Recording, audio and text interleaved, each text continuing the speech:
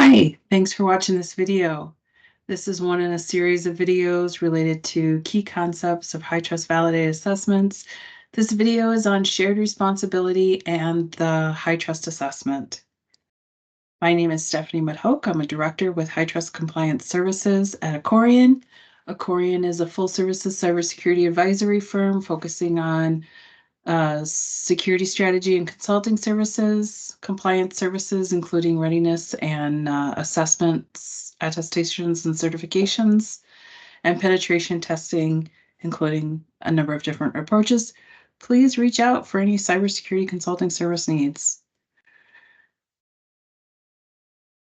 Why is shared responsibility important? Shared responsibility, reliance, inheritance, and not applicable are key terms used in HITRUST assessments. They identify accountability for implementation of security and privacy requirements. When an organization enters into a contract with a third party, shared risks and responsibilities between all parties are typically conveyed via that contract. These shared risks and responsibilities are often an overlooked area of privacy and security risk, despite the potential negative and positive impact to the organization's overall security risk posture. HITRUST recognizes the positive and negative impacts of service providers and aims to help organizations understand the impact. For example, HITRUST offers 3 types of assessments or certifications, conveying assurance appropriate for varying levels of high to low risk.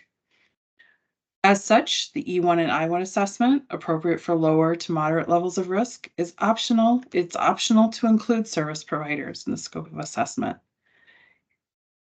However, in HITRUST R2 assessments appropriate for higher levels of risk and conveying the highest level of assurance, certain service providers must be included in scope, and the shared responsibility for security and privacy requirements must be determined. Service providers must provide assurances that they comply with the security requirements conveyed in their contract. Many large cloud service providers have achieved HITRUST R2 certification, allowing their customers to inherit the level of maturity and assurance demonstrated during the assessment. Some service providers can provide a SOC 2 Type 2 report, allowing the customer to rely upon the assurances attested to in that report. When a high level of maturity and assurance is provided by a service provider, not only does the customer have a higher degree of confidence when utilizing their services, but the customer's overall security posture is strengthened and the risk exposure is reduced. In this way, customers benefit from working with service providers that can provide a high level of security assurance, such as a HITRUST R2 validated assessment report with certification. In pursuing HITRUST certification, an organization might develop a strategy of relying upon service providers that are HITRUST certified, giving the organization and its security program a lower risk profile and helping to expedite readiness for the HITRUST assessment.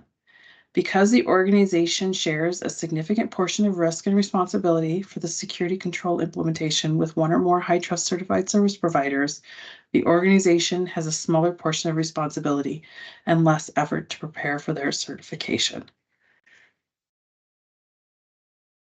The percentage of shared responsibility between an organization and its service providers is unique to each organization based on the services delivered and the responsibilities defined in the contract. Shared responsibility cannot exceed 100%. A reasonable and natural first approach to balancing and weighting shared responsibility is to divide equally among all involved service providers. However, shared responsibility must be considered at the control level while also considering responsibility for processes and assets. The above example demonstrates how responsibility for physical security protections of a facility hosting sensitive information might be split between a colo provider and a cloud service provider, assuming the assessed entity does not have a facility in scope.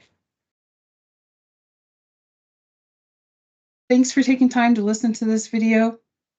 See you again soon.